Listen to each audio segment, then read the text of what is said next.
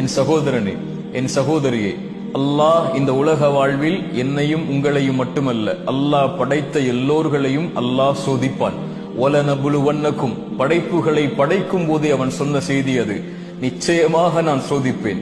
செல்வத்தை எடுத்து சோதிப்பேன், உயிர்களை பறித்து சோதிப்பேன், உடைமைகளை எடுத்து சோதிப்பேன், இப்படி பசியை கொடுத்து சோதிப்பேன், இப்படி எல்லா வழிகளிலும் நான் சோதிப்பேன். ஆனால் பொறுமையாளர்களுக்கு சொல்லுங்கள் ஒரு செய்தி என்று அல்லாஹ் சொல்லவில்லை. வபஷ்ஷிரிஸ் சாபிரீன், பொறுமையாளர்களுக்கு நல்ல செய்தியை, நற்செய்தியை நபியை சொல்லிவிடுங்கள். என்ன நற்செய்தி? அல்லதீன இதா அஸாபத்துஹும் முஸீபா, அவர்களுக்கு ஏதாவது சோதனை ஏற்பட்டால் அவர்கள் என்ன தெரியுமா சொல்லுவார்கள்? இன்னா லில்லாஹ், நாங்கள் அல்லாஹ்வை சார்ந்தவர்கள்.